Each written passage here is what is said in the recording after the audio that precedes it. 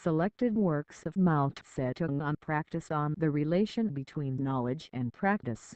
Between knowing and doing. July 1937. There used to be a number of comrades in our party who were dogmatists and who for long period rejected the experience of the Chinese Revolution, denying the truth that Marxism is not a dogma but a guide to action, and overawing people with words and phrases from Marxist works, torn out of context. There were also a number of comrades who were empiricists and who for long period restricted themselves to their own fragmentary experience and did not understand the importance of theory for revolutionary practice or see the revolution as a whole, but worked blindly though industriously. The erroneous ideas of these two types of comrades, and particularly of the dogmatists, caused enormous losses to the Chinese Revolution during 1931–34, and yet the dogmatists, cloaking themselves as Marxists, confused a great many comrades. On Practice was written in order to expose the subjectivist errors of dogmatism and empiricism in the party, and especially the error of dogmatism, from the standpoint of the Marxist theory of knowledge. It was entitled On Practice because its stress was on exposing the dogmatist kind of subjectivism, which belittles practice. The ideas contained in this essay were presented by Comrade Mao Tse-Tung in a lecture at the Anti-Japanese Military and Political College in Yan'an. Before Marx, Materialism examined the problem of knowledge apart from the social nature of man and apart from his historical development, and was therefore incapable of understanding the dependence of knowledge on social practice, that is, the dependence of knowledge on production and the class struggle. Above all, Marxists regard man's activity in production as the most fundamental practical activity, the determinant of all his other activities. Man's knowledge depends mainly on his activity in material production, through which he comes gradually to understand the phenomena, the properties and the laws of nature, and the relations between himself and nature, and through his activity in production he also gradually comes to understand, in varying degrees, certain relations that exist between man and man. None of this knowledge can be acquired apart from activity in production. In a classless society, every person, as a member of society, joins in common effort with the other members, enters into definite relations of production with them and engages in production to meet man's material needs. In all class societies, the members of the different social classes also enter, in different ways, into definite relations of production and engage in production to meet their material needs. This is the primary source from which human knowledge develops. Man's social practice is not confined to activity in production, but takes many other forms: class struggle, political life, scientific and artistic pursuits. In short, as a social being, man participates in all spheres of the practical life of society. Thus man, in varying degrees, comes to know the different relations between man and man, not only through his material life but also through his political and cultural life, both of which are intimately bound up with material life. Of these other types of social practice, class struggle in particular, in all its various forms, exerts a profound influence on the development of man's knowledge. In class society everyone lives as a member of a particular class, and every kind of thinking, without exception, is stamped with the brand of a class. Marxists hold that in human society activity in production developed step by step from a lower to a higher level, and that consequently man's knowledge, whether of nature or of society, also developed step by step from a lower to a higher level, that is, from the shallower to the deeper, from the one-sided to the many-sided. For a very long period in history, men were necessarily confined to a one-sided understanding of the history of society because, for one thing, The bias of the exploiting classes always distorted history and, for another, the small scale of production limited man's outlook. It was not until the modern proletariat emerged along with immense forces of production large-scale industry that man was able to acquire a comprehensive, historical understanding of the development of society and turn this knowledge into a science, the science of Marxism. Marxists hold that man's social practice alone is the criterion of the truth of his knowledge of the external world. What actually happens is that man's knowledge is verified only when he achieves the anticipated results in the process of social practice, material production, class struggle or scientific experiment. If a man wants to succeed in his work, that is, to achieve the anticipated results, he must bring his ideas into correspondence with the laws of the objective external world. If they do not correspond, he will fail in his practice. After he fails, he draws his lessons, corrects his ideas to make them correspond to the laws of the external world, and can thus turn failure into success. This is what is meant by failure is the mother of success and a fall into the pit, a gain in your wit. The dialectical materialist theory of knowledge places practice in the primary position, holding that human knowledge can in no way be separated from practice and repudiating all the erroneous theories which deny the importance of practice or separate knowledge from practice. Thus Lenin said, "Practice is higher than theoretical knowledge, for it has not only the dignity of universality, but also of immediate actuality." Footnote 1. The Marxist philosophy of dialectical materialism has two outstanding characteristics. One is its class nature. It openly avows that dialectical materialism is in the service of the proletariat. The other is its practicality. It emphasizes the dependence of theory on practice, emphasizes that theory is based on practice and in turn serves practice. The truth of any knowledge or theory is determined not by subjective feelings, but by objective results in social practice. Only social practice can be the criterion of truth. The standpoint of practice is the primary and basic standpoint in the dialectical materialist theory of knowledge. Footnote 2. But how then does human knowledge arise from practice and in turn serve practice? This will become clear if we look at the process of development of knowledge. In the process of practice, man at first sees only the phenomenal side, the separate aspects, the external relations of things. For instance, some people from outside come to Yan'an on a tour of observation. In the first day or two, they see its topography, streets and houses. They meet many people, attend banquets, evening parties and mass meetings, hear talk of various kinds and read various documents, all these being the phenomena, the separate aspects and the external relations of things. This is called the perceptual stage of cognition, namely, the stage of sense perceptions and impressions. That is, these particular things in Yan'an act on the sense organs of the members of the observation group, evoke sense perceptions and give rise in their brains to many impressions together with a rough sketch of the external relations among these impressions. This is the first stage of cognition. At this stage, man cannot as yet form concepts, which are deeper, or draw logical conclusions. As social practice continues, things that give rise to man's sense perceptions and impressions in the course of his practice are repeated many times. Then a sudden change leap takes place in the brain in the process of cognition, and concepts are formed. Concepts are no longer the phenomena, the separate aspects and the external relations of things. They grasp the essence, the totality and the internal relations of things.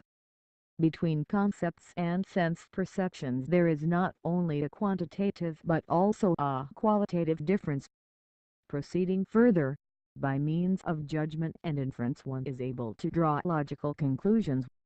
The expression in Sankuo Yen Yu Footnote 3. Knit the brows and a stratagem comes to mind, or in everyday language, let me think it over, refers to man's use of concepts in the brain to form judgments and inferences. This is the second stage of cognition. When the members of the observation group have collected various data and, what is more, have thought them over, they are able to arrive at the judgment that the Communist Party's policy of the National United Front against Japan is thorough, sincere and genuine.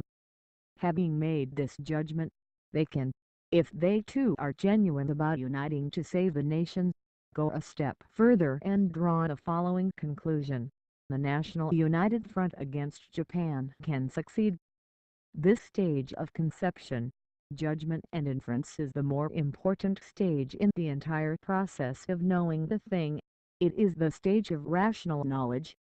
The real task of knowing is, through perception, to arrive at thought, to arrive step by step at the comprehension of the internal contradictions of objective things, of their laws and of the internal relations between one process and another, that is, to arrive at logical knowledge.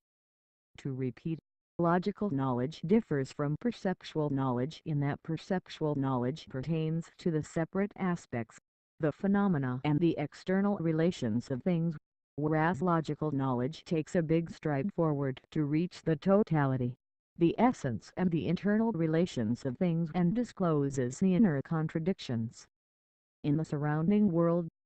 Therefore, logical knowledge is capable of grasping the development of the surrounding world in its totality, in the internal relations of all its aspects. This dialectical materialist theory of the process of development of knowledge, basing itself on practice and proceeding from the shallower to the deeper, was never worked out by anybody before the rise of Marxism. Marxist materialism solved this problem correctly for the first time, pointing out both materialistically and dialectically the deepening movement of cognition, the movement by which man in society progresses from perceptual knowledge to logical knowledge in his complex, constantly recurrent practice of production and class struggle. Lenin said, "The abstraction of matter, of a law of nature, the abstraction of values, etc. In short, all scientific correct, serious, not absurd abstractions reflect nature more deeply, truly and completely." Footnote: for Marxism-Leninism holds that each of the two stages in the process of cognition has its own characteristics, with knowledge manifesting itself as perceptual at the lower stage and logical at the higher stage, but that both are stages in an integrated process of cognition. The perceptual and the rational are qualitatively different, but are not divorced from each other. They are unified on the basis of practice. Our practice proves that what is perceived cannot at once be comprehended, and that only what is comprehended can be more deeply perceived. Perception only solves the problem of phenomena. Theory alone can solve the problem of essence. The solving of both these problems is not separable in the slightest degree from practice. Whoever wants to know a thing has no way of doing so except by coming into contact with it, that is, by living practicing in its environment. In feudal society it was impossible to know the laws of capitalist society in advance because capitalism had not yet emerged. The relevant practice was lacking. Marxism could be the product only of capitalist society. Marx, in the era of laissez-faire capitalism, could not concretely know certain laws peculiar to the era of imperialism beforehand, because imperialism, the last stage of capitalism, had not yet emerged and the relevant practice was lacking. Only Lenin and Stalin could undertake this task. Leaving aside their genius, the reason why Marx, Engels, Lenin and Stalin could work out their theories was mainly that they personally took part in the practice of the class struggle and the scientific experimentation of their time. Lacking this condition, no genius could have succeeded. The saying, Without stepping outside his gate, the scholar knows all the wide world's affairs was mere empty talk in past times when technology was undeveloped. Even though this saying can be valid in the present age of developed technology, the people with real personal knowledge are those engaged in practice the wide world over. And it is only when these people have come to know through their practice and when their knowledge has reached him through writing and technical media that the scholar can indirectly know all the wide world's affairs. If you want to know a certain thing or a certain class of things directly, you must personally participate in the practical struggle to change reality, to change that thing or class of things, for only thus can you come into contact with them as phenomena, only through personal participation. In the practical struggle to change reality can you uncover the essence of that thing or class of things and comprehend them. This is the path to knowledge which every man actually travels, though some people, deliberately distorting matters, argue to the contrary. The most ridiculous person in the world is the know-all who picks up a smattering of hearsay knowledge and proclaims himself the world's #1 authority. This merely shows that he has not taken the proper measure of himself. Knowledge is a matter of science, and no dishonesty or conceit whatsoever is permissible. What is required is definitely the reverse: honesty and modesty. If you want knowledge, you must take part in the practice of changing reality. If you want to know the taste of a pear, you must change the pear by eating it yourself. If you want to know the structure and properties of the atom, you must make physical and chemical experiments to change the state of the atom. If you want to know the theory and methods of revolution, you must take part in revolution. All genuine knowledge originates in direct experience. But one cannot have direct experience of everything. As a matter of fact, most of our knowledge comes from indirect experience. For example, all knowledge from past times and foreign lands. To our ancestors and to foreigners, such knowledge was or is a matter of direct experience. And this knowledge is reliable if in the course of their direct experience the requirement of scientific abstraction spoken of by Lenin was or is fulfilled and objective reality scientifically reflected. Otherwise it is not reliable. Hence a man's knowledge consists only of two parts: that which comes from direct experience and that which comes from indirect experience. Moreover, what is indirect experience for me is direct experience for other people. Consequently, considered as a whole, knowledge of any kind is inseparable from direct experience. All knowledge originates in perception of the objective external world through man's physical sense organs. Anyone who denies such perception, denies direct experience, or denies personal participation in the practice that changes reality, is not a materialist. That is why the know-all is ridiculous.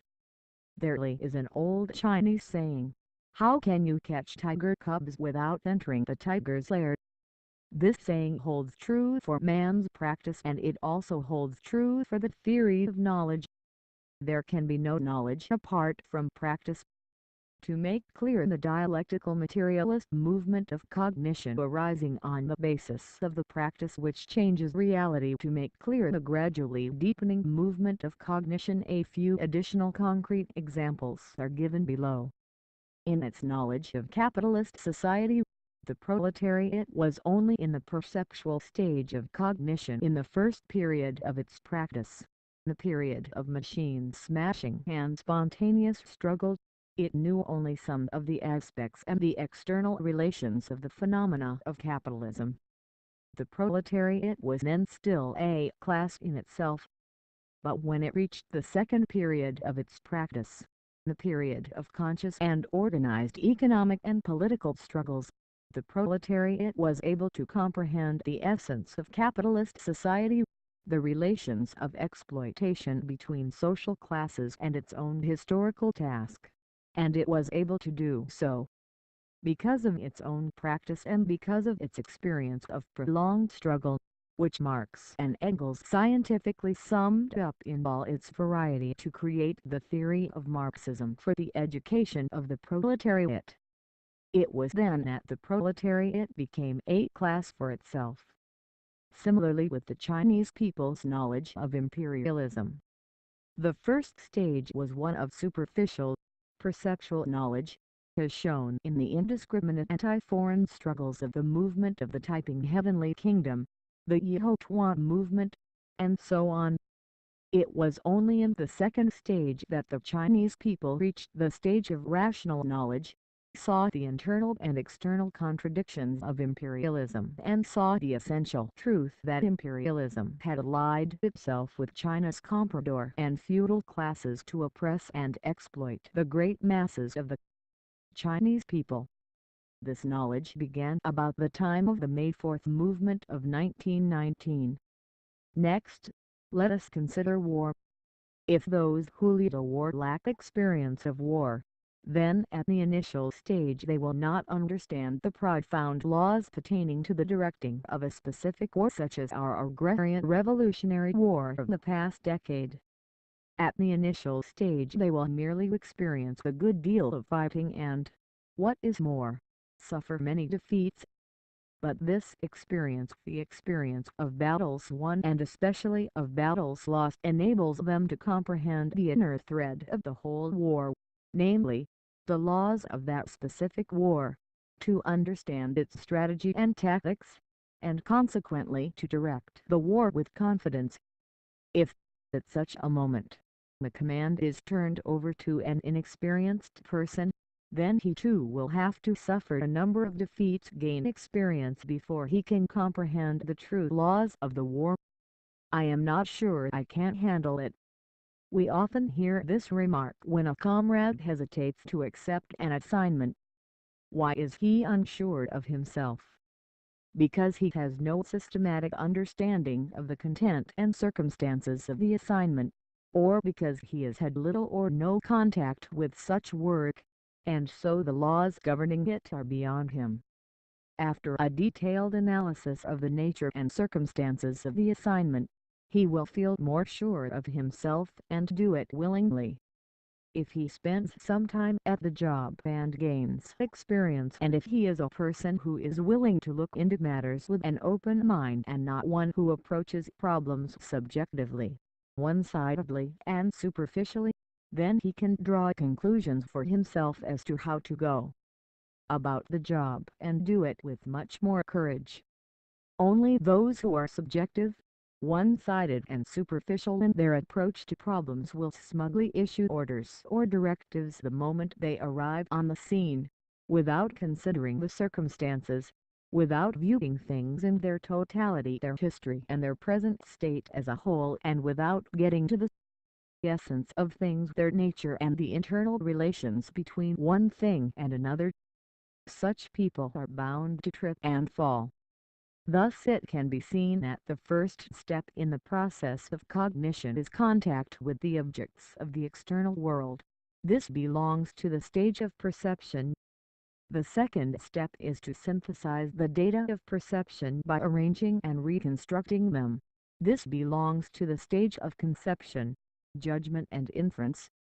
It is only when the data of perception are very rich, not fragmentary, and correspond to reality, are not illusory, that they can be the basis for forming correct concepts and theories.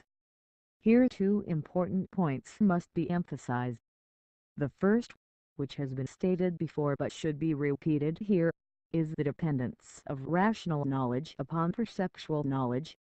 Anyone who thinks that rational knowledge need not be derived from perceptual knowledge is an idealist. In the history of philosophy there is a rationalist school that admits the reality only of reason and not of experience, believing that reason alone is reliable while perceptual experience is not. This school errs by turning things upside down. The rational is reliable precisely because it has its source in sense perceptions. Otherwise it would be like water without a source, a tree without roots, subjective, self-engendered and unreliable. As to the sequence in the process of cognition, Perceptual experience comes first. We stress the significance of social practice in the process of cognition precisely because social practice alone can give rise to human knowledge and it alone can start man on the acquisition of perceptual experience from the subjective world. For a person who shuts his eyes, stops his ears and totally cuts himself off from the objective world, there can be no such thing as knowledge. Knowledge begins with experience. This is the materialism of the theory of knowledge. The second point is that knowledge needs to be deepened, that the perceptual stage of knowledge needs to be developed to the rational stage. This is the dialectics of the theory of knowledge. Footnote 5. To think that knowledge can stop at the lower perceptual stage and that perceptual knowledge alone is reliable while rational knowledge is not, would be to repeat the historical error of empiricism. This theory errs in failing to understand that, although the data of perception reflect certain realities in the objective world, I am not speaking here of idealist empiricism which confines experience to so-called introspection. They are merely one-sided and superficial, reflecting things incompletely and not reflecting their essence. Fully to reflect the thing in its totality, to reflect its essence, to reflect its inherent laws, it is necessary through the exercise of thought to reconstruct the rich data of sense perception, discarding the dross and selecting the essential, eliminating the false and retaining the truth, proceeding from the one to the other and from the outside to the inside. In order to form a system of concepts and theories, it is necessary to make a leap from perceptual to rational knowledge. Such reconstructed knowledge is not more empty or more unreliable. On the contrary, whatever has been scientifically reconstructed in the process of cognition, on the basis of practice, reflects objective reality, as Lenin said, more deeply, more truly, more fully. As against this, vulgar practical men respect experience but despise theory, and therefore cannot have a comprehensive view of an entire objective process, lack clear direction and long-range perspective, and are complacent over occasional successes and glimpses of the truth. If such persons direct the revolution, they will lead it up a blind alley. Rational knowledge depends upon perceptual knowledge and perceptual knowledge remains to be developed into rational knowledge. This is the dialectical materialist theory of knowledge. In philosophy, neither rationalism nor empiricism understands the historical or the dialectical nature of knowledge, and although each of these schools contains one aspect of the truth, here I am referring to materialist, not to idealist. Rationalism and empiricism, both are wrong on the theory of knowledge as a whole. The dialectical materialist movement of knowledge from the perceptual to the rational holds true for a minor process of cognition, for instance, knowing a single thing or task, as well as for a major process of cognition, for instance, knowing the whole society or a revolution. But the movement of knowledge does not end here. If the dialectical materialist movement of knowledge were to stop at rational knowledge, only half the problem would be dealt with. And as far as Marxist philosophy is concerned, only the less important half at that.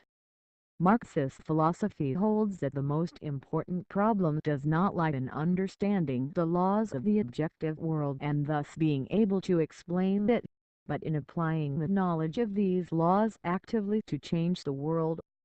From the Marxist viewpoint, theory is important, and its importance is fully expressed in Lenin's statement, without revolutionary theory there can be no revolutionary movement.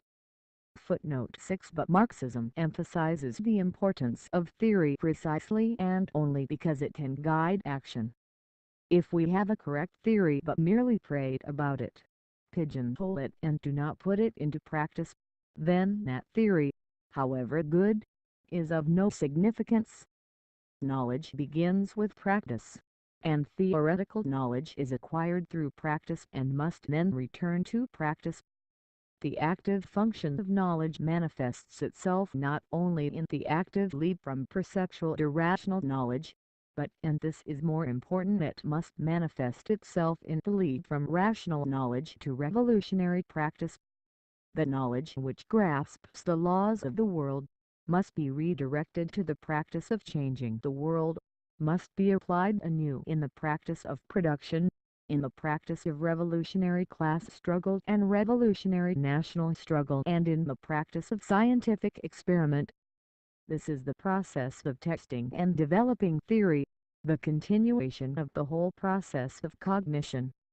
The problem of where the theory corresponds to objective reality is not, and cannot be, completely solved in the movement of knowledge from the perceptual to the rational, mentioned above. The only way to solve this problem completely is to redirect rational knowledge to social practice, apply theory to practice and see whether it can achieve the objectives one has in mind. Many theories of natural science are held to be true not only because they were so considered when natural scientists originated them, but because they have been verified in subsequent scientific practice. Similarly, Marxism-Leninism is held to be true not only because it was so considered when it was scientifically formulated by Marx, Engels, Lenin and Stalin, but because it has been verified in the subsequent practice of revolutionary class struggle and revolutionary national struggle. Dialectical materialism is universally true because it is impossible for anyone to escape from its domain in his practice. The history of human knowledge tells us that the truth of many theories is incomplete and that this incompleteness is remedied through the test of practice. Many theories are erroneous and it is through the test of practice that their errors are corrected. That is why practice is the criterion of truth and why the standpoint of life, of practice, should be first and fundamental in the theory of knowledge. Footnote 7. Stalin has well said, "Theory becomes purposeless if it is not connected with revolutionary practice, just as practice gropes in the dark if its path is not illumined by revolutionary theory." Footnote 8. When we get to this point, is the movement of knowledge completed? Our answer is it is, and yet it is not. When men in society throw themselves into the practice of changing the certain objective process, whether natural or social, at a certain stage of its development, they can, as a result of the reflection of the objective process in their brains and the exercise of their subjective activity, advance their knowledge from the perceptual to the rational, and create ideas, theories, plans or programs which correspond in general to the laws of that objective process. They then apply these ideas, theories, plans or programs in practice in the same objective process. And if they can realize the aims they have in mind, that is, if in that same process of practice they can translate, or on the whole translate, those previously formulated ideas, theories, plans or programs into fact, then the movement of knowledge may be considered completed with regard to this particular process. In the process of changing nature, take for example the fulfillment of an engineering plan, the verification of a scientific hypothesis, the manufacture of an implement or the reaping of a crop, or in the process of changing society, take for example the victory of a strike, victory in a war, or the fulfillment of an educational plan. All these may be considered the realization of aims one has in mind. But generally speaking, whether in the practice of changing nature or of changing society, men's original ideas, theories, plans or programs are seldom realized without any alteration. This is because people engaged in changing reality are usually subject to numerous limitations. They are limited not only by existing scientific and technological conditions but also by the development of the objective process itself and the degree to which this process has become manifest. The aspects and the essence of the objective process have not yet been fully revealed.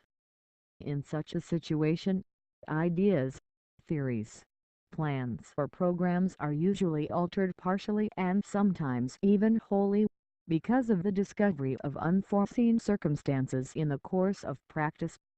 That is to say, it does happen that the original ideas, theories, plans or programs fail to correspond with reality either in whole or in part and are wholly or partially incorrect.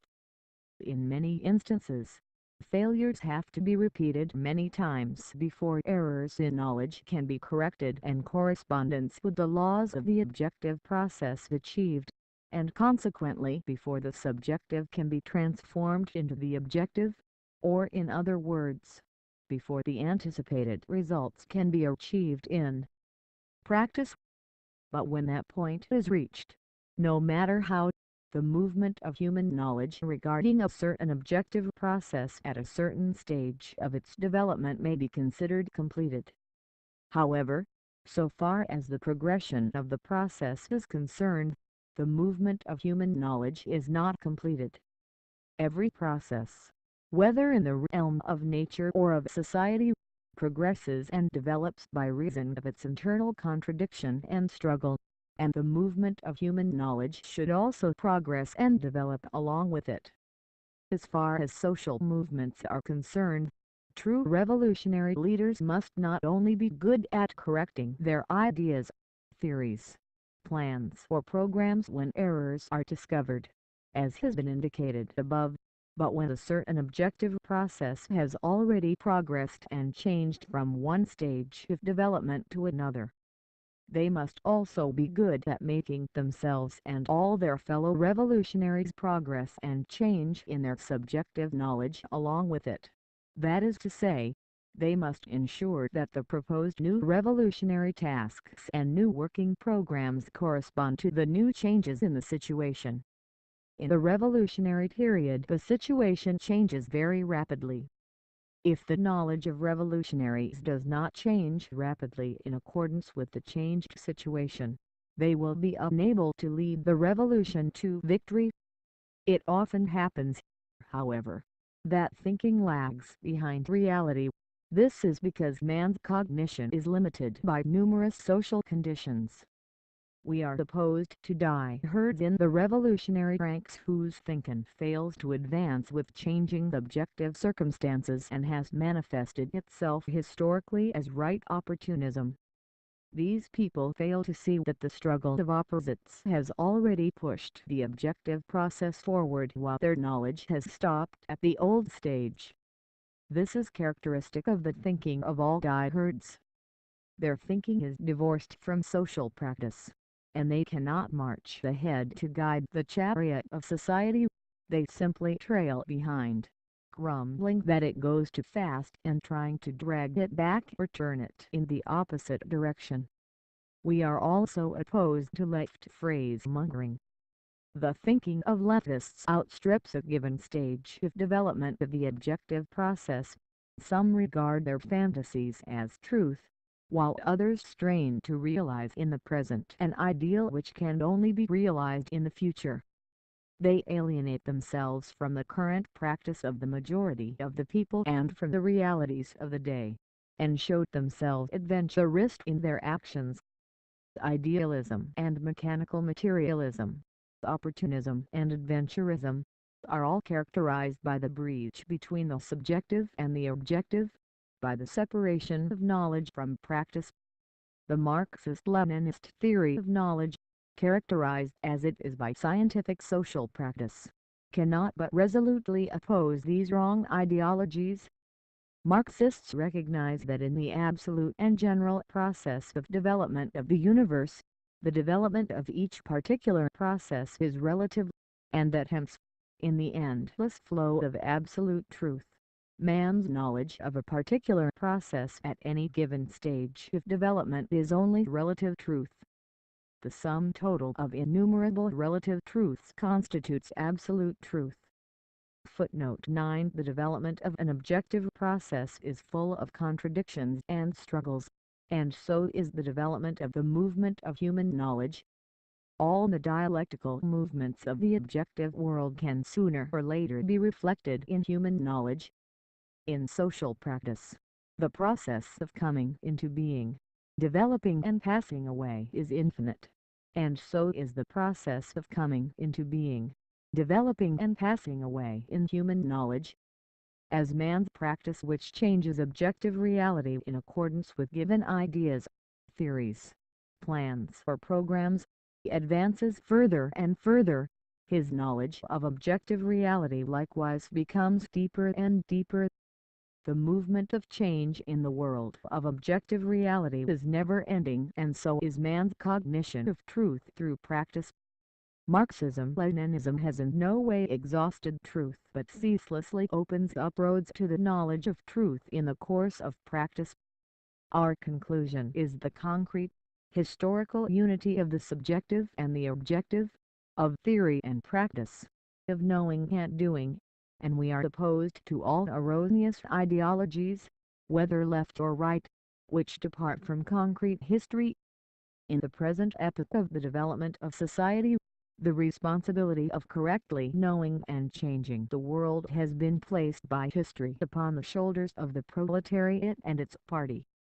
This process, the practice of changing the world, which is determined in accordance with scientific knowledge, has already reached a historic moment in the world and in China, a great moment unprecedented in human history, that is, the moment for completely banishing darkness from the world and from China, and for changing the world into a world of light such as never previously existed.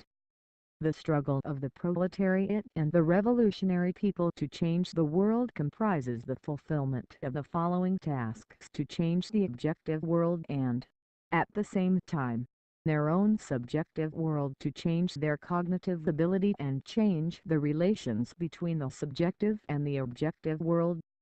Such a change has already come about in one part of the globe, in the Soviet Union. There the people are pushing forward this process of change. The people of China and the rest of the world either are going through, or will go through, such a process. And the objective world which is to be changed also includes all the opponents of change, who, in order to be changed, must go through the stage of compulsion before they can enter the stage of voluntary, conscious change. The epoch of world communism will be reached when all mankind voluntarily and consciously changes itself and the world.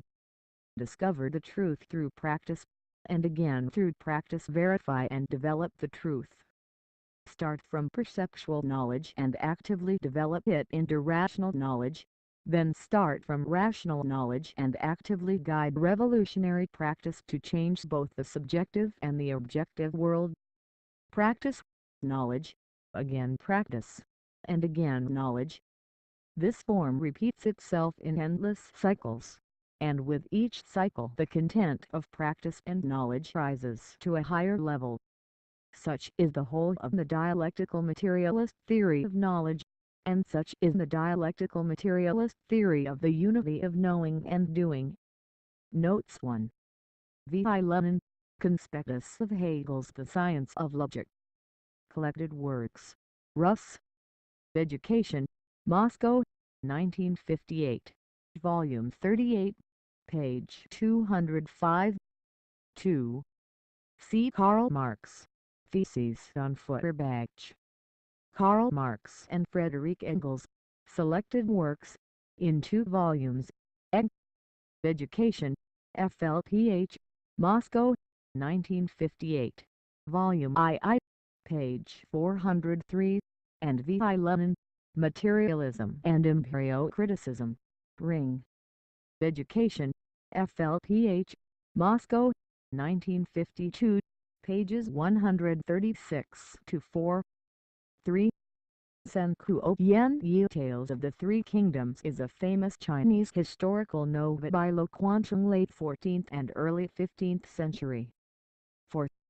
V.I. Lenin, Conspectus of Hegel's The Science of Logic. Collected Works. Russ. Education, Moscow, 1958. Volume 38, page 161. 5. In order to understand, it is necessary empirically to begin understanding. Study To rise from empiricism to the universal. Hibbett, page 197. 6. V. I. Lenin, What is to be Done? Collected Works. Ed. Education, FLPH, Moscow, 1961. Volume V, page 369. 7. V. I. Lenin, Materialism and Empirio-Criticism. Ed. Education, FLPH, Moscow, page 141. 8. J. V. Stalin, The Foundations of Leninism, Problems of Leninism. Ed. Education, FLPH, Moscow, 1954, page 31. 9. C. V. I. Lenin, Materialism and Empirio-Criticism. Ed. Education, FLPH, Moscow, pages 129 to 36. Transcription by the Maoist Documentation Project. HTML revised 2004 by Marxist.org. Selected works of Mao Tse-Tung.